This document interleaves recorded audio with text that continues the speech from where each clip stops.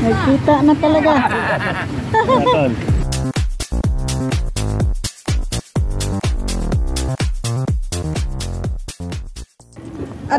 So mga lads, lalabas na tayo dito. Susundod na raw kami dun sa pier.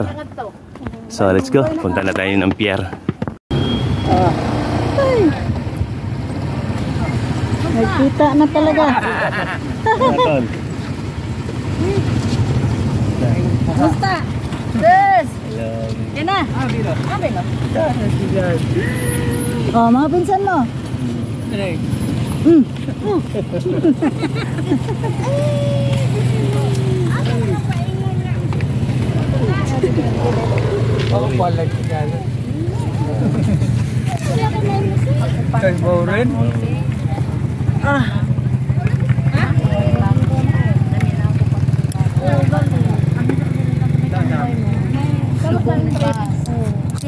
Halikabok.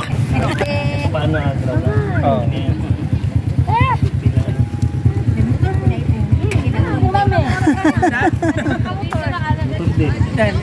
Limar.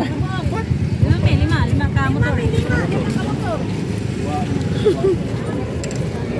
Ano ko ba okay naman eh. Maubo ko manggom ng Santa Fe dire. Sa Daklara din nalibo ko. Pag ano, ayap ako kabantay itong kuan ko. Hala di usama ni kalian. Kabalion. Kabalian ko.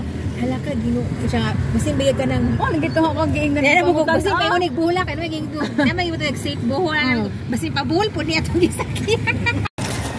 Maluds, nandito kami ngayon sa pinsan ng asawa. So nandito sila sa ito yung liluan. Dito dumadaan yung barko na yan. Yan dyan. Lugod. Diyan lumulusot ang barko. Yan. So doon sa kabila may malaking bahay na rin itinayo.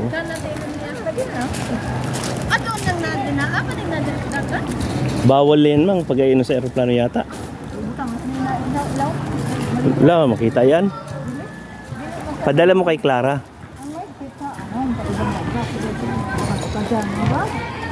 Dito sa ilalim may sila. May tawag nitong basketball court din.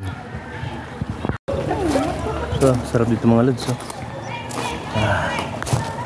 Yan. Yan yung dagat na yun. Malalim pala yan. Akala ko mababaw lang. Diyan daw dumadaan yung barko. Yan. Dumulusot yan.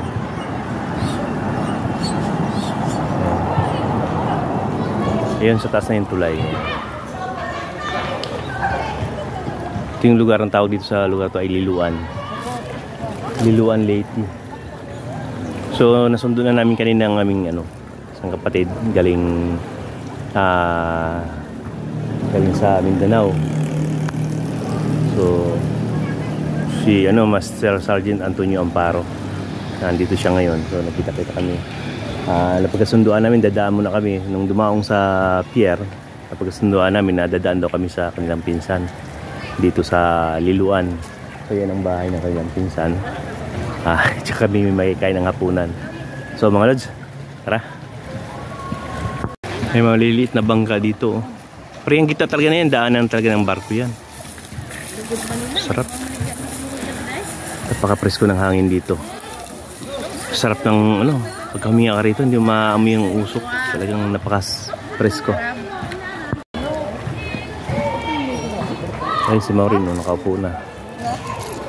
Ang asawa, yung isa naman teacher yan, yung isa naman pulis yan. Yung karap ng aking asawa. Police officer yan. Sa likod kapatid niya, teacher naman yan. Ito malapit na mataas pagka-pulis. Yung isa, yung anak ko. Si Tuni o si Ate para sila. Mama mangwapa. Sila og kanang kuan. Ilong.